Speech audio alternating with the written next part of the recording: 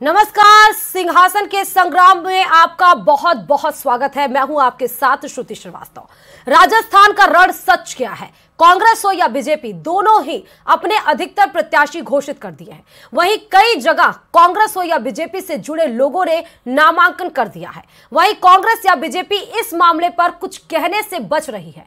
कांग्रेस में महेश जोशी और शांति धारीवाल के टिकट फाइनल नहीं हुए हैं। वहीं आर तिवारी ने नामांकन कर दिया है। उधर बीजेपी से भवनी सिंह राजावत ने भी बिना पार्टी के टिकट फाइनल किए नामांकन दाखिल कर दिया। अब आगे हालात क्या होंगे, क्या मोड़ लेंगे और दोनों पार्टियां इस मामले से कैसे निपटेंगी, इसी मामले पे आज हम करेंगे वीकेंड डिबेट।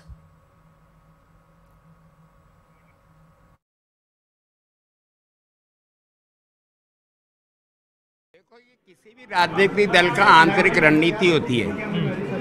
मेरे को हाईकमान ने कहा मैं हवामहल विधानसभा से बाहर कांग्रेस पार्टी का अधिकृत प्रत्याशी हूँ और उस नाते मैंने हाईकमान का आदेश को मानते हुए आज मैंने 4 तारीख को कांग्रेस के अधिकृत प्रत्याशी के रूप में मैंने जिलाधीश कार्यालय के यहाँ आकर के मैंने अपना नामांकन दाखिल किया है। और आर तिवारी भी एक सीनियर लीडर है। हम जब बच्चे थे तब से राजनीति में, मेरे बाद वो अभी अध्यक्ष बने। मैंने तो खुद ने आगे बढ़कर उनका अध्यक्ष के लिए नाम दिया। जब डिस्कस की बात आई टिकट की, तब भी मैंने तो कहा कि इनको दो। तो महेश जोशी जी को भी हमेशा बहुत कुछ दिया है, पहले पार्लियामेंट में रहे हैं, मंत्री रहे हैं और आज उन्होंने फॉर्म भरा। अब क्या स्थितियाँ बनेगी, हो सकता है आर तिवारी जी का भी टिकट घोषित नहीं हुआ है, अभी भी कुछ भी हो जाए। लेकिन आर तिवारी जी भी पार्टी के सीनियर आदमी और वो महेश जी भी सीनियर है, तो दोनों से हमारे अच्छे संबंध हैं। तो टिकट के लिए लगातार नामांकन जारी है, क्योंकि 6 तारीख को ही नामांकन होना है। वो भी हमने आपको स्टेटमेंट सुनाए, चाहे वो बीजेपी और कांग्रेस की तरफ से हो, लेकिन स्वयं शंभू से खुद के ही तरफ से नामांकन जो दाखिल किए जा रहे हैं, चाहे वो बीजेपी हो चाहे वो कांग्रेस, दोनों की तरफ ही एक बड़ी चुनौती खड़ी हो गई है, क्योंकि यहां पर समीकरण को बिगाड़ने की कोशिश भरसक की जाएगी।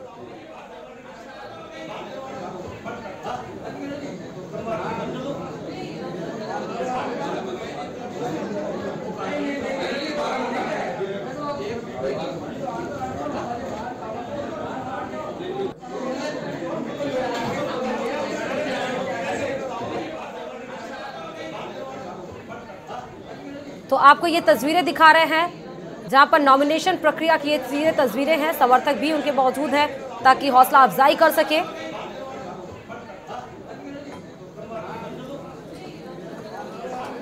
और टिकट के लिए लगातार इस क्रम में संग्राम जारी है।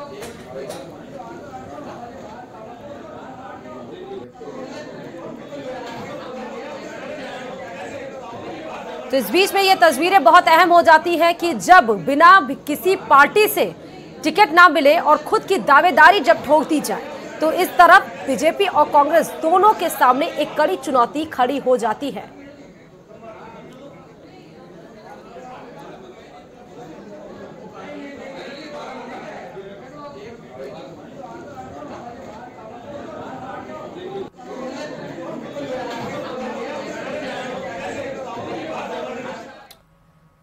तो वीकेंड की डिबेट की शुरुआत करें, इससे पहले हमारे साथ हमारे स्टूडियो में हमारे गेस्ट मौजूद हैं, उनसे आपका इंट्रोडक्शन है। डॉक्टर निमिषा, प्रवक्ता बीजेपी की, हमारे साथ जयपुर स्टूडियो से जुड़ी हुई है।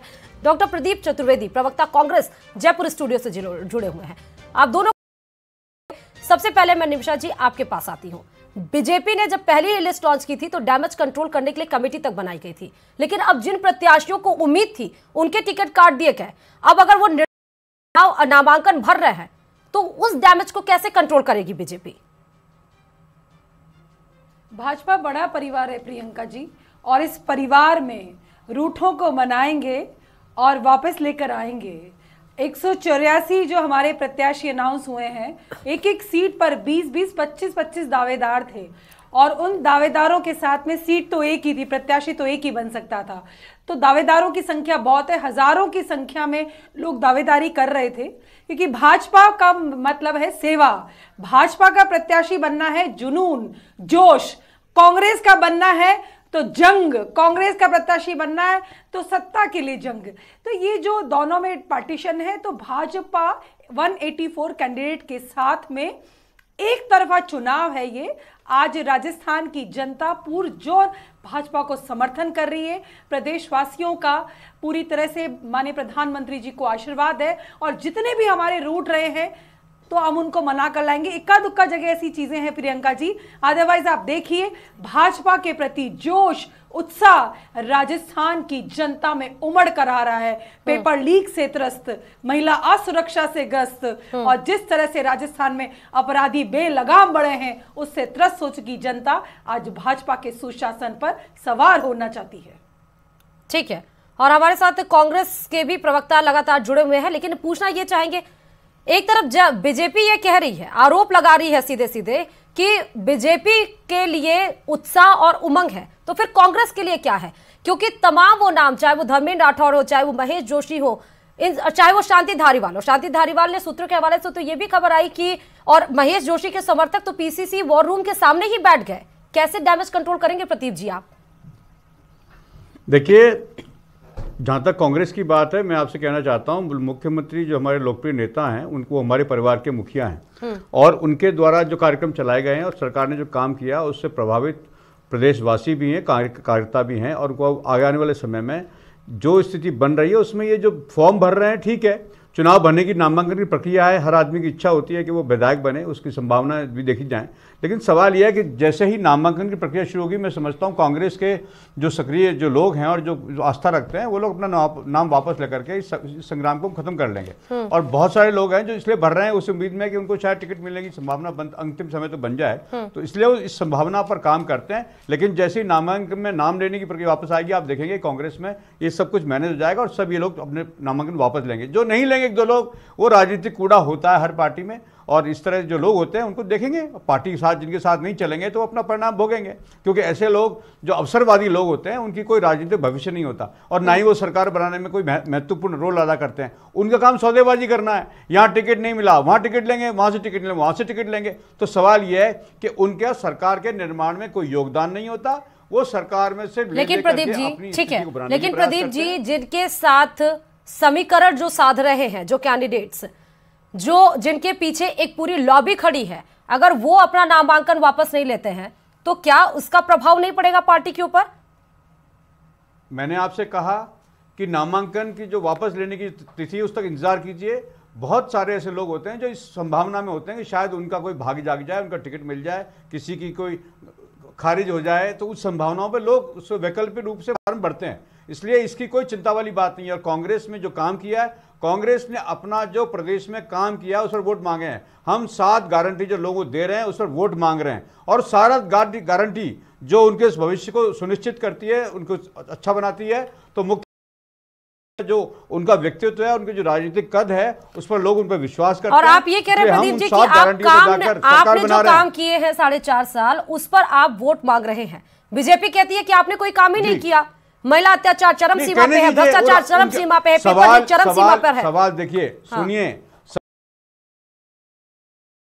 सरकार ने हर साल अपनी समीक्षा बैठक करके अपनी प्रगति की रिपोर्ट दी है। मुख्यमंत्री हर साल अपने कार्यों की समीक्षा करते रहे, इसलिए उन्होंने दिया और उन्होंने अब तक 95% अपने जो घोषणा पत्र था उस सारा काम कर दिए हैं। तो सवाल यही है। उसके बाद अभी आप देखिए कि उन्होंने जो सुझाव लिए थे लोगों से, करीब 3.5-4 लाख सुझाव आए थे उनके पास, उनका भी उन्होंने वक्तव्य तैयार किया और आने वाले चुनाव जो घोषणा पत्र होगा उनमें शामिल करेंगे। और 7 गारंटी जो मुख्यमंत्री ने दी है, तो गारंटी के बदले ही आगे गाड़ी बढ़ रही है। ठीक है, रिएक्शन मैं निमिषा जी से ले लेती हूँ। आप निमिषा जी तमाम आरोप लगा लीजिए, लेकिन गारंटियों के आधार पर ही कांग्रेस अब अपनी आगे की गाड़ी बढ़ा रही है, यहाँ तक कि अभी जनसंपर्क यात्रा भी निकलने वाली है गारंटी की। तो फिर कैसे फेस करेंगे इसका बीजेपी?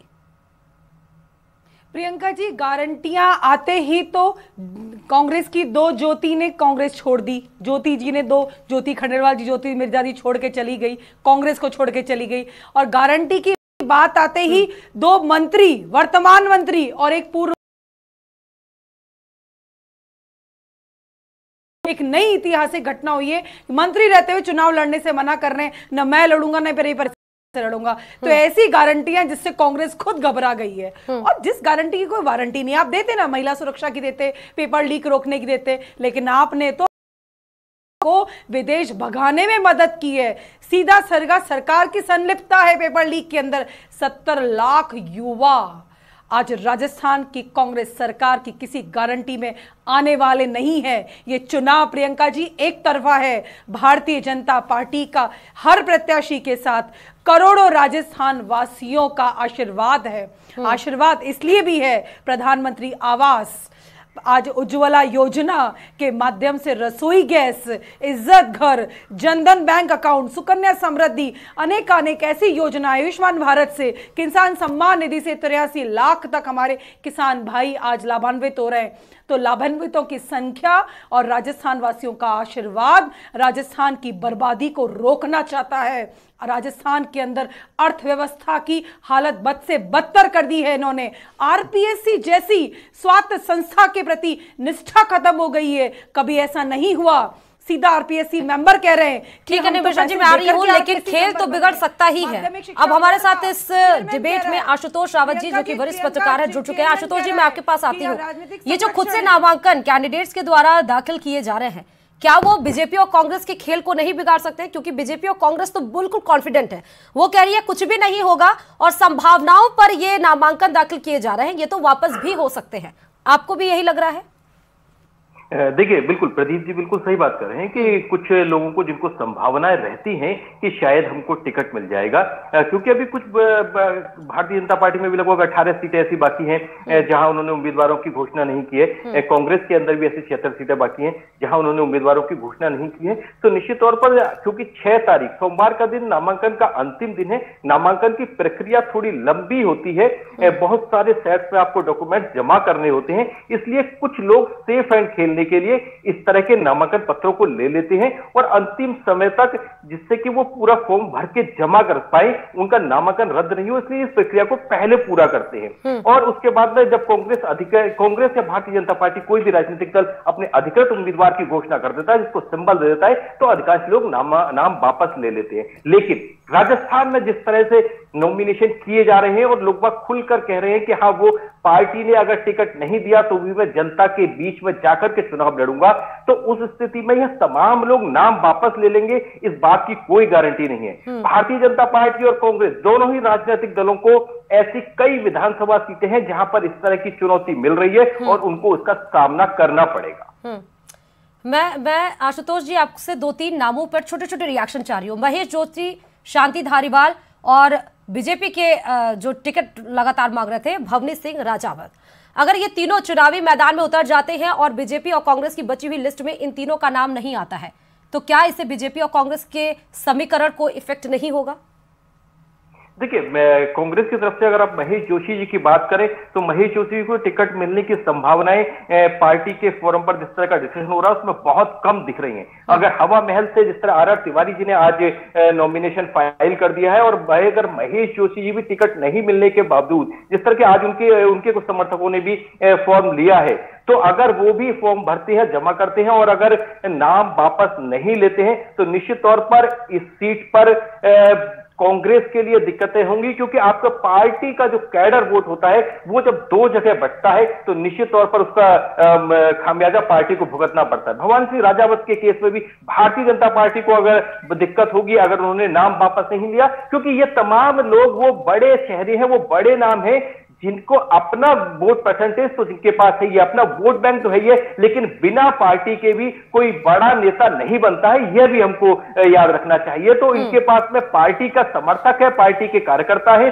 और अपना वोट बैंक है, और अगर ऐसे में यह निर्दलीय चुनाव लड़ते हैं या किसी दूसरे छोटे राजनीतिक दल के साथ जाकर के अपना चुनाव लड़ते हैं तो निश्चित तौर पर इन दोनों राजनीतिक दलों को वहां उसका खामियाजा भुगतना पड़ेगा। ठीक है, कमोबेश जब भी चुनाव आता है तो पार्टियां इधर से या कैंडिडेट्स इधर से उधर तो पाला बदलते ही है।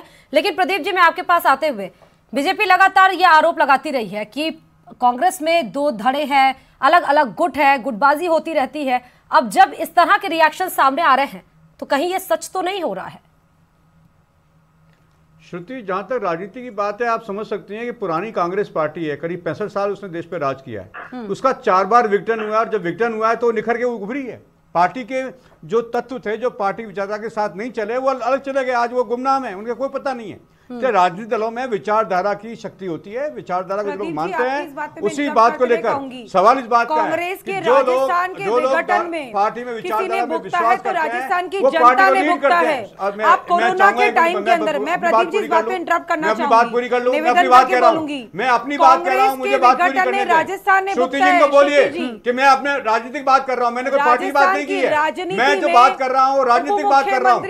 आपका बोलना उचित नहीं है, मैंने राजनीतिक मुद्दे पर बात की है, मैंने भाजपा के बारे में कोई बात नहीं की है। आप मेरी बात सुनने की कोशिश कीजिए, आप बीच में बोलने की बात नहीं कीजिए, मैं आपके बीच में नहीं बोल रहा हूँ, आप मेरे बीच में मत बोलिए, मैं अपनी बात कह रहा हूँ। आप बात को कंट्रोल करिए, ठीक है निमिषा जी, मैं आपके पास आती हूँ, निमिषा जी मैं आपके पास आ रही हूँ। मैं महिला का सम्मान कर रहा हूं, लेकिन ये दोनों ही पार्टियों ने भुगता है मैडम, दोनों ही पार्टियों ने भुगता है। जब बीजेपी की सरकार थी तभी राजस्थान की जनता ने उनको बदल के कांग्रेस को मौका दिया। अब कांग्रेस की सरकार है तो हो सकता है मौका बदलकर वो बीजेपी को। जिस तरह की ठीक है प्रदीप जी, वो उचित नहीं है, ये उचित नहीं है, ये कुतर्क करते हैं, ना इनका आचरण ठीक है, ना शोभा इनका। देखिए आचरण देखिए कि बहस के दौरान बिना बात विच्छेद करते हुए बात की कोशिश करते हैं। आप मुख्यमंत्री, आप इनको रोकिए, ठीक नहीं होगी। मुख्यमंत्री उप मुख्यमंत्री की आपने बोलिए नहीं, मैं नहीं बोलने दूंगा, मैं इन्हें नहीं बोलने दूंगा, मैं इन्हें नहीं बोलने दूंगा, बोलने दीजिए, मैं इनको बिल्कुल नहीं बोलने दूंगा। या तो आप इनका माइक बंद कीजिए, इस तरह से बहस नहीं होगी। One second Pradeep ji please Pradeep ji मैं आपके पास आ रही हूँ, मैं आपके पास आ रही हूँ प्रदीप जी, थोड़ा सा शांत हो जाइए। आप इनको नहीं बोलेंगे श्रुति, मैं इनको नहीं बोलने दूंगा, मैं इनको नहीं बोलूंगा। ठीक है निमिषा जी, ओके मैं आपके पास आती हूँ, मैं आपके टर्न पर आती हूँ निमिषा जी, मैं आपके टर्न पे आती हूँ। ठीक है प्रदीप जी अपना रिएक्शन कंप्लीट करिए, मुझे निमिषा जी के पास भी जाना है। प्रदीप जी आप अपने रिएक्शंस को कंप्लीट करिए, मुझे निमिषा जी के पास भी जाना है, आपके पास कुछ सेकंड बाकी है। प्रदीप जी आप रिएक्शन कंप्लीट कर चुके? मैं क्या कर सकता हूँ, इन्होंने बोले नहीं दिया। ठीक है वो चुप है, आप बोलिए। ये लोग हमेशा बीच में विघ्न डाल के बात करते हैं और बहस को खराब करते हैं। ठीक है अच्छा बोलिए, चुप रहे, बोलूं बोलिए वो चुप है। मैंने आपसे कहा, मैंने राजनीतिक बात की है हाँ। कि राजनीतिक तरीकों में पार्टियां अपने जो विरोधी होते हैं और जो विरोधी प्रत्याशी नहीं होते हैं, ये वैकल्पिक तौर पर हर पार्टी अपना एक प्रत्याशी खड़ा करती है। तो आप जब चुनाव की डेट निकल जाएगी, उसके बाद जब ये नाम लेने की वापस आएगी तो आप देखिएगा बहुत साफ सुथरा होगा, सभी पार्टियों में होगा ऐसा कि वापस लेंगे, पार्टी की आस्था वापस लौटेंगे, और नहीं लौटेंगे वो अपना जहाज खुद चलाएंगे, उनकी राजनीतिक हैसियत पता लग जाएगी। पार्टी ऐसे लोगों की कतई चिंता नहीं करती, पार्टी उन लोगों की चिंता करती है जो पार्टी के प्रति। लेकिन एक बड़ा स्टेटमेंट आपने दिया, अपने नेतृत्व को एक बड़ा स्टेटमेंट आपने प्रदीप जी दिया, क्योंकि पार्टी कहती रहती है कि कार्यकर्ताओं के भरोसे ही, कार्यकर्ता ही पार्टी की रीढ़ की हड्डी है, और अगर वही कार्यकर्ता को टिकट उनका कट रहा है, और आज आप अगर ये कह रहे हैं तो ये बड़ा स्टेटमेंट भी है। सियासी गलियारों में ऐसा ना हो कि आपके इस स्टेटमेंट से हलचल भी मच जाए। निमिषा जी मैं फाइनल क्लोजिंग स्टेटमेंट आपका चाह रही हूं कि बिना टिकट मिले ही अगर नामांकन दाखिल कर दिया जा रहा है, धुर विरोधी लहरें जो निकल कर सामने आ रही है, क्या बीजेपी उसको कंट्रोल करने के लिए तैयार है? और अगर देखिए क्योंकि एक बार वन सेकंड मेरा सवाल तो सुनिए, वन सेकंड। अगर बीजेपी, क्योंकि बीजेपी ने उनको टिकट इस बार दिया है जो दूसरे कुनबे का हाथ छोड़कर बीजेपी का हाथ दामन थामे हो, लेकिन जिनको उम्मीद थी, जिन्होंने काम किया, कार्यकर्ता जो जमीनी हकीकत पे 4.5 साल काम करके आए, उनका अगर टिकट कटा है तो क्या वो रोष उनमें नहीं व्याप्त होगा? भारतीय जनता पार्टी एक बड़ा परिवार है। बूथ स्तर से लेकर राष्ट्रीय स्तर तक का हर कार्यकर्ता सेवा समर्पण के साथ भारतीय जनता पार्टी में जुटा हुआ है। सत्ता सेवा का माध्यम है। और रही कांग्रेस की बात, तो कांग्रेस जा रही है क्योंकि कांग्रेस के धड़े बढ़ चुके हैं और धड़ों में विभाजित होते हुए टिकटों का दंश झेल रही कांग्रेस। भ्रष्टाचार की भेंट चढ़ चुका कांग्रेस, और भ्रष्टाचार की भेंट के साथ साथ में पेपर लीक सरगना को विदेश भगाने का भुगतान परिणाम लेने के लिए तैयार रहे कांग्रेस। आज भाजपा 184 प्रत्याशियों की घोषणा कर चुकी है।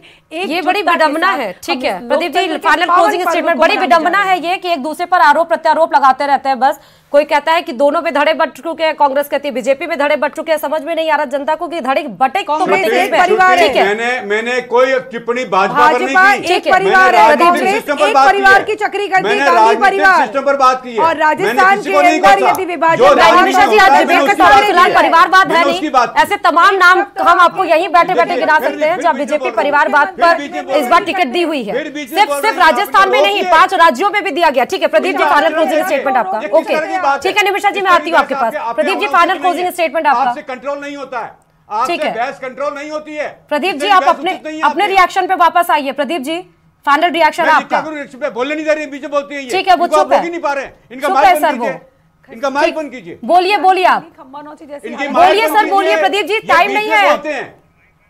ठीक है टाइम सवाल का नहीं है। ठीक है माइक बंद करने की बात छोड़ दीजिए सर, आपका चांस है, उसको गवाइए मत। आपके यहाँ कांग्रेस कभी कभी यही काम करती है, जो मौका मिलता है उसको गवा देती है। सामने विपक्ष के ऊपर इतनी हमलावर हो जाती है कि जो मौका मिला है वो भूल जाती है। प्रदीप जी आप किसी को रोकते नहीं, भाजपा के लोगों को आप प्रोत्साहित करते हैं क्यों बीच बोले, आप कोई एक्शन नहीं लेते। आपकी किस तरह की बहस होती है, इस तरह नहीं चलने वाला है। प्रदीप जी हमारे लिए दोनों गेस्ट बराबर है, प्लीज को सम्मान दीजिए। हमारे लिए दोनों गेस्ट बराबर है प्रदीप जी, हमने सबको मौका दिया। अब आप अपने मौके पे बोल नहीं रहे हैं, आप ये कह रहे हैं कि उनका माइक बंद करिए। आप अपने रिएक्शंस पे तो ध्यान दीजिए। ठीक है फिलहाल वीकेंड के वॉर में बहुत बहुत शुक्रिया आप सभी का, तमाम मेहमानों का हमारे साथ इस वीकेंड के डिबेट में जुड़ने के लिए। फिलहाल देखना यह है कि जिन पार्टियों के टिकट फाइनल नहीं हुए, जिन उम्मीदवारों के, अगर वो नामांकन वापस नहीं लेते हैं तो कैसे डैमेज कंट्रोल कर सकेगी पार्टी, क्योंकि पार्टी तो ये कह रही है कि ये सिर्फ सत्ता लोभी लोग हैं, लेकिन वही कार्यकर्ता 4.5 या 5 साल काम भी करते हैं। अगर उनका टिकट कटता है तो उन्हें दुख तो पहुंचता ही है। फिलहाल पार्टी इस पे क्या स्टैंड लगती है ये आने वाला वक्त जरूर बताएगा। सिंहासन के संग्राम में फिलहाल इतना ही, और खबरों के लिए देखते रहिए न्यूज़ 18 राजस्थान।